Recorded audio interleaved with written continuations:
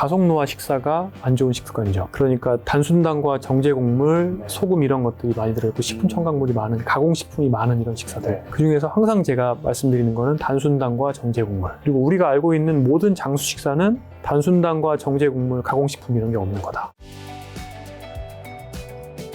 잠은 절대 안 줄이신다고 하셨죠. 7시간 반에서 8시간 정도 주무신다고 하셨는데 수면 부족은 우리 삶에 어떤 안 좋은 영향을 미치는 거죠, 그러면? 제 생각에는 수면 부족은 가속노화로 가는 어떤 노화 속도라는 이 바퀴를 빠르게 돌아가게 만드는 굉장히 효과적인, 굉장히 안 좋은 입구 중에 하나입니다. 수면이 부족하게 되면 말씀드린 것처럼 스트레스 호르몬이 굉장히 많이 나오게 되고, 스트레스 호르몬 자체가 사실은 인지 기능 떨어뜨리고 또 판단력을 떨어뜨리기도 하고 또 억제력을 떨어뜨리기도 하고, 그리고 스트레스 호르몬이 몸의 여러 가지 대사적인 건강을 나쁘게 만듭니다. 그러니까 몸과 마음을 안 좋게 만드는 거고요. 수면 자체가 특히 수면의 후반부에는 렘 수면이라고 해서. 렘 수면이요? 많이 들어봤는데. 네, 렘 수면이 결국에 이 눈이 빠르게 안에서 움직이는 그런 수면인데, 우리가 꿈꿀 때 렘 수면을 한다고 하는데, 수면의 후반부, 그러니까 새벽 시간에 아침 대여섯 시 이럴 때 이제 많이 렘 수면이 나오는데, 이 렘 수면이 사실은 이게 치매 예방 수면이에요. 쉽게 말해서.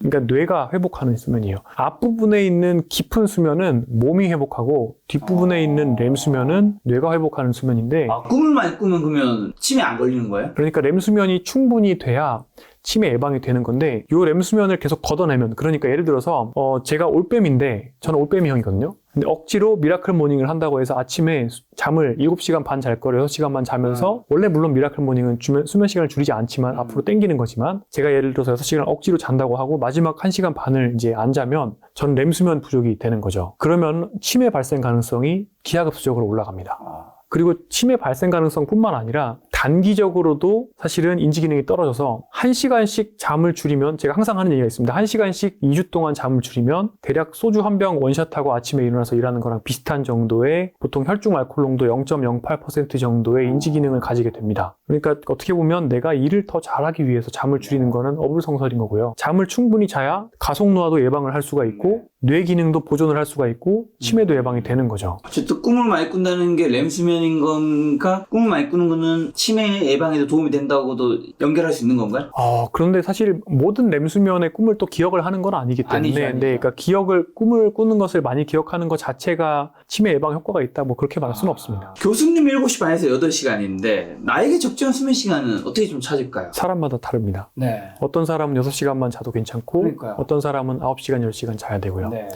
통상적으로는 이제 커피 같은 것을 안 먹은 상태에서도 이렇게 자고 나면은 충분히 피로가 회복됐고 개운하다는 걸 느껴야 됩니다. 근데 사실 현대사회에서 이렇게 개운하다는 걸 느끼는 분들이 거의 없을 거긴 한데요. 그럼 혹시 이런 방법은요? 저는 예전에 직원이 없을 때는 저희 이제 집에서 일어나서 촬영을 한단 말이에요.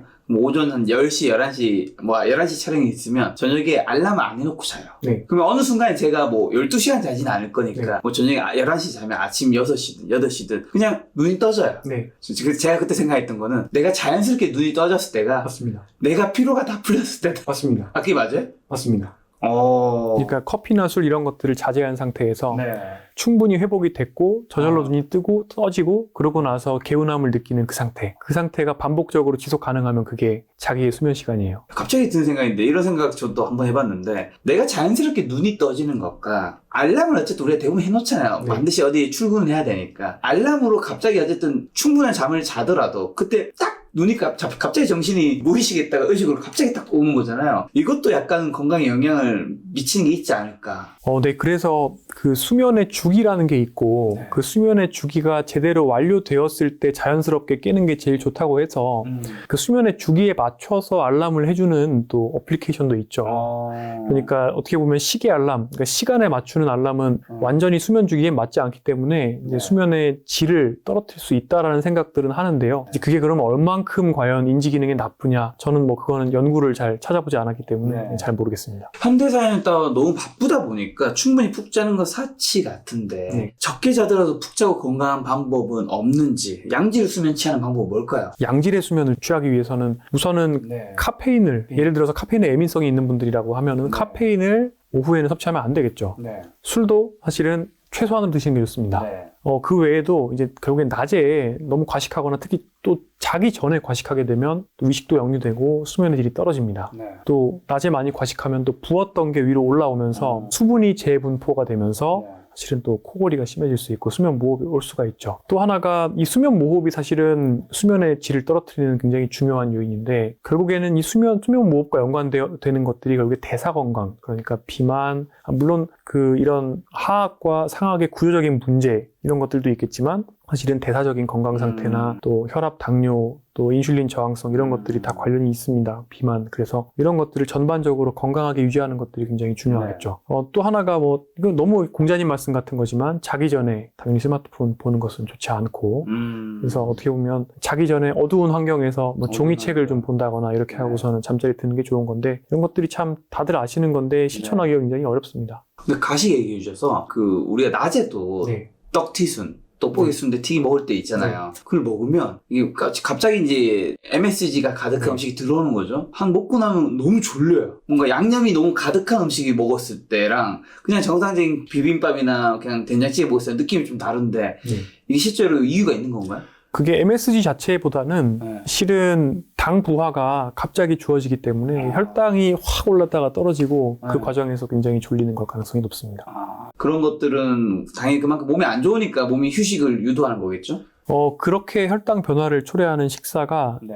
정확히 노화를 빠르게 만드는, 저는 그래서 가속노화 식단이라고 부르죠. 그렇게 먹지 않아야 되는 건데 그럼 자연스럽게 식단으로 넘어가서 병을 부르는 한국인이 안 좋은 식습관은 뭔가요?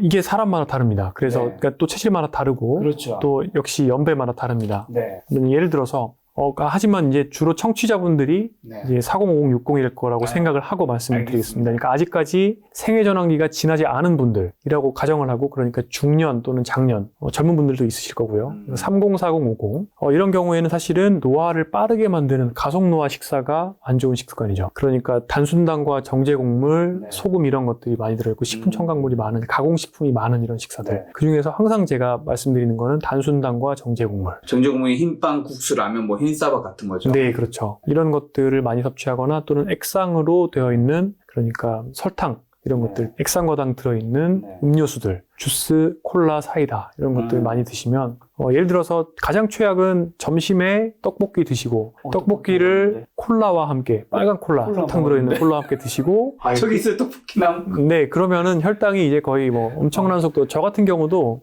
저는 가당 음료는 먹지 않습니다만 네. 이제 떡볶이를 맛있게 이제 1인분 정도 먹으면 네. 혈당 패치를 붙인 상태로 먹으면 한 200까지 혈당이 오릅니다. 원래 몇인데요? 네, 보통은 일반적인 제가 생각하는 느리게 혈당이 오르는 렌틸콩 넣은 밥과 채소 이렇게 밥 먹으면 혈당이 80? 식후에도 100 이상 잘 안 오릅니다. 그런데 이제 떡볶이를 쫙 먹으면 보통 이제 200까지 갑니다. 떡볶이에 보통 라면사리 넣어서 먹잖아요. 그러면 쫙 올라가는데, 네. 이런 식사를 할 때 제가 항상 말씀드리는 게 결국에 우리가 근육과 간이 건강한 방식으로 저장할 수 있는 글리코겐의 양을 벗어나는 과잉의 혈당 부분이 결국에는 이소지방으로 간다 그러죠. 이소지방. 그러니까 뱃살, 그리고 근육에 있는 마블링, 간에 있는 지방간으로 간다고 얘기를 네. 해요. 이런 어떻게 보면 건강하지 않은 방향의 지방 조직의 축적은 사실은 노화 속도를 빠르게 만들고요. 네. 이런 지방 조직에서 염증 물질을 내뿜습니다. 네. 내뿜다 보면은 결국에는 그 자체가 혈관 노화를 만들고 또 인슐린 저항성을 악화시키고, 그리고 이렇게 혈당이 올라갔다가 혈당이 떨어질 때는 또 식욕이 촉진됩니다. 그래서 결국에 떡볶이 먹고 나면 오후 3시 되면은 당 땡기는 거고요. 정신을 막 못 차리죠. 이런 악순환이 반복되다 보면 노화 속도는 빨라지고요. 인슐린과 엠토르 이런 노화의 가속 페달이 점점 밟히는 거죠. 네. 그러다 보면은 이제 1.5배속, 2배속으로 가속 노화가 되고, 이런 것들을 계속 반복을 하면 당연히 배가 나오고, 배가 나오면 코를 골고 수면의 질이 떨어지고, 수면의 질이 떨어지면 스트레스 호르몬이 증가되고 뇌 노화가 악화되고 악순환이죠. 그러니까 결국에 노화의 속도에 어떤 바퀴가 있는데 그 바퀴를 빠르게 만드는 굉장히 또 안 좋은 방법 하나가 단순당과 정제곡물이 듬뿍 든 식사를 하는 거죠. 결국에 이 식사를 하다 보면 수면도 나빠지고 스트레스 호르몬도 올라가고 정상 체중 유지하기가 어려워지고 근육이 빠지는데, 또 왜 근육이 빠지냐면 인슐린 저항성이 생기다 보면 점점 배는 나오고 이 배에서 나오는 호르몬들 그리고 인슐린 저항성 자체가 똑같은 양의 근력 운동을 하고 똑같은 양의 단백질을 먹어도 근생성을 유지하기 어려운 동화 저항이라는 현상을 만들어요. 결국에 인슐린 저항성과 동화 저항은 동전의 양면이에요. 그러다 보니까 이런 단순당과 정제국물을 많이 먹다 보면 결국에 그래서 가짜 칼로리라고 하는 거예요, 우리가. empty 칼로리, 비어있는 칼로리라고 말하는 이런 식사를 하다 보면 고단백 식사를 해도 근육 건강이 유지가 안 되고 그러다 보면 체력이 떨어지게 되고 신체 활동도 더 못하게 될 가능성이 높아지고 그러니까 노화 속도와 연관이 되어 있는 모든 인자들이 다 같이 나빠집니다. 그래서 이런 식사를 피하셔야 돼요. 그래서 제가 조금 전에 여기 이제 방에서 쉬다가 네, 여기 촬영장에서 네. 먼저 오셔서 쉬고 있었습니다. 네, 조승우 한약사님이 쓴 책을 봤거든요. 네. 완전 배출. 네. 근데 그 책에서 이제 공감이 가는 부분이 있어요. 결국에 거기서 그 식사 방법은 사실은 블루존 식사랑 비슷해요. 결론적으로는 단순당과 정제국물을 안 먹게 돼요. 가공식품을 안 먹는 거잖아요. 그러니까 어떻게 보면 간은 우리가 생각하는 물론 과학적인 근거는 저랑 완전 다르신 분이지만 이제 왜냐면 한의를 하시는 분이니까 어쨌든 간에 그 수단 그 요체는 뭐냐면은 그러니까 딴 것도 복잡한 설명 필요 없고 지중해 식사를 하건 블루존을 하건 제가 맨날 얘기하는 마인드 식사를 하건 어쨌든 간에 단순당과 정제국물 가공식품이 싹 사라지는 거죠. 그러면은 이 모든 문제가 해결되죠. 몸에 붓기가 사라지고 그렇죠. 염증이 줄어드니까 뭐 피부 트러블도 좋아지고 그렇죠. 뭐 애기들 아토피도 좋아지고 그래서 제가 이제 책을 쭉 보면서 막 사례들 막 이렇게 쭉 봤는데 그렇지 식사가 결국에는 가공식품 단순당 정제국물을 끊고 이렇게 바꾸면 좋아질 수 있겠다. 물론 이제 다만 완전 채식을 하게 되면 또 그게 장기적으로는 또 지속 가능한 그거는 뭐 다른 논외긴 한데 어쨌든 간에 결국에 건강 식사라는 거는 그리고 우리가 알고 있는 모든 장수 식사는 단순당과 정제국물, 가공식품 이런 게 없는 거다. 늘 말씀하시는 이제 효과적인 식단 관리는 1단계가 단순당과 정제국물 가공식품 피하는 거고 두 번째가 음식물의 섭취 시간을 줄이는 거였고 3단계가 이제 음식물의 섭취 양을 줄이는 거였는데 근데 저 상당히 궁금한 게 우리가 흰빵보다는 통밀빵 그런 거 먹으라 하고 하는데 호밀빵이 몸에 좋다는 의미인가요? 아니면 흰빵보다는 호밀빵이 낫다는 의미인가요? 호밀빵이나 통밀빵 네. 이런 빵들은 당지수가 흰빵보다 낮습니다. 그렇죠. 혈당을 높이는 속도가 더 느린 거죠. 네. 그런데 그것도 빵은 빵입니다. 그리고 그러니까요. 100% 통밀로 만든 빵은 진짜 맛이 없습니다. 네. 그래서 대부분은 흰빵에 약간이 믹스되어 있는 겁니다. 그래서 사실은 통곡물을 그 자체로 먹는 게 제가 뭐 트위터에서 많이 알려드렸던 사람들이 이름을 잘 붙이셨더라고요. 저속노화밥이라고 아예 이름을 붙이셨던데 이게 뭐 어떻게 하는 거냐면 렌틸을 일단 한 40% 넣고 제 생각엔 렌틸이 아니라 다른 국산 검정콩이나 뭐 다른 것도 좋아요. 어쨌든 간에 콩을 좀 많이 넣고요. 그다음에 현미, 뭐 귀리 이런 잡곡을 많이 넣고 흰쌀은 조금만 넣고 그러게 콩 잡곡밥을 만들어 먹는 거죠. 이게 옛날에 한국 사람들이 못 살던 시절에 주로 이렇게 많이 먹었었죠. 옛날에 교도소에 가면 콩밥 나온다 그랬잖아요. 그 콩밥이 결국에는 콩이랑 밥만 먹어도 단백질 공급이 되고 건강한 그런 건강 상태를 유지할 수 있다는 거거든요. 이런 식으로 통곡물을 그 자체로 가공을 해서 먹게 되면 당지수가 그러니까 혈당을 높이는 그런 능력이 굉장히 떨어지기 때문에 사실은 이 혈당 스파이크가 안 생기게 되고 그러다 보면 천천히 혈당이 올라서 쉽게 말하자면 우리가 에너지를 먹었을 때 탄수화물을 먹었을 때 이 탄수화물이 지방으로 가느냐 근육으로 가느냐가 굉장히 러프하게 거칠게 설명을 드려서 탄수화물의 속도에 의해서 결정이 되는데 이 속도를 느리게 만들면 대부분의 탄수화물이 쉽게 말하면은 근육으로 들어가게 만들 수가 있는 거예요. 이게 반복이 되면은 배는 들어가고 근육 건강은 유지가 되는 거예요. 느리게 가는 거는 그러면 어떤 거죠? 어떤 음식이죠? 그런 느리게 가는 게 결국에 통곡물을 갈지 않는 상태로 그대로 먹는 것들. 그래서 밥을 콩도 굉장히 당지수가 낮거든요. 콩이랑 통곡물을 섞어서 밥을 지어서 먹고 그러니까 자연식물식이나 다른 데서도 그렇게 해서 이제 지어서 먹으라고 얘기를 하는 거거든요. 이런 것들을 또 채소랑 같이 먹게 되면 혈당이 올라가는 속도가 더 느려지죠. 그러니까 기본적으로 건강 식사라는 거는 제가 항상 말씀드리는 게 60년대, 70년대 한국 사람들이 먹었었던 식단이라고 항상 말씀을 드립니다.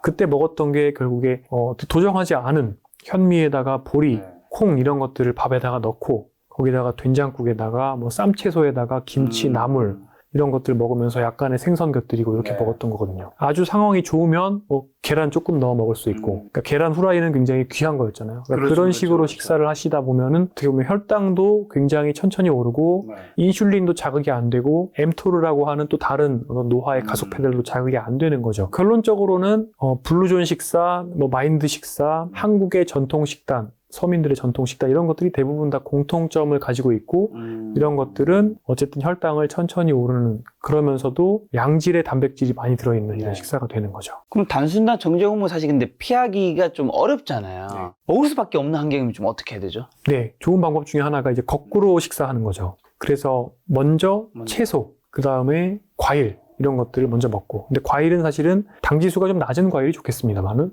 일단은 채소를 먼저 먹습니다. 저 같은 경우는 병원에 이제 보통 이제 흰쌀밥을 같이 먹어야 되는 경우에는 흰쌀밥과 이제 샐러드를 같이 받습니다. 네. 샐러드가 같이 나오는 경우가 많아요. 그래서 샐러드를 먼저 먹습니다. 김치를 먼저 먹을 때도 있습니다. 이런 채소를 먼저 먹고 그 다음이 단백질 반찬을 먹습니다. 단백질 반찬을 먹고 마지막으로 탄수화물을 먹는 거죠. 밥을 먹는 거죠. 마지막에 흰밥을 먹어요? 네. 흰밥이랑 반찬 같이 먹는 거 아니에요? 뭐 물론 그래서 반찬을 좀 남겨놓죠. 네. 근데 일단 먼저 보통 양배추 샐러드 같은 게 나올 때가 많으니까 네. 점심 메뉴에 이게 순서가 바뀐 게 의미가 있다는 건가요? 네, 그래서 샐러드를 일단 먼저 먹고 그 다음이 이제 보통 주찬이라고 생각하는 그 단백질을 먼저 먹고 그 다음이 밥을 먹는 거죠. 그럼 그게 이유가 이렇게 먹게 되면 마지막 그 밥, 흰밥을 적게 먹기 위해서 그렇게 하는 건지 네. 아니면 순서만 바꿔서 먹는 것만으로도 그게 몸에서 다르게 된다라는 건지. 흰쌀밥이 바로 들어가게 되면 사실은 그 다음에 음식들을 먹으면서 일부가 위배출이 되고 소화가 되면서 혈당이 올라갑니다. 그래서 어떻게 보면 미리 채소나 단백질로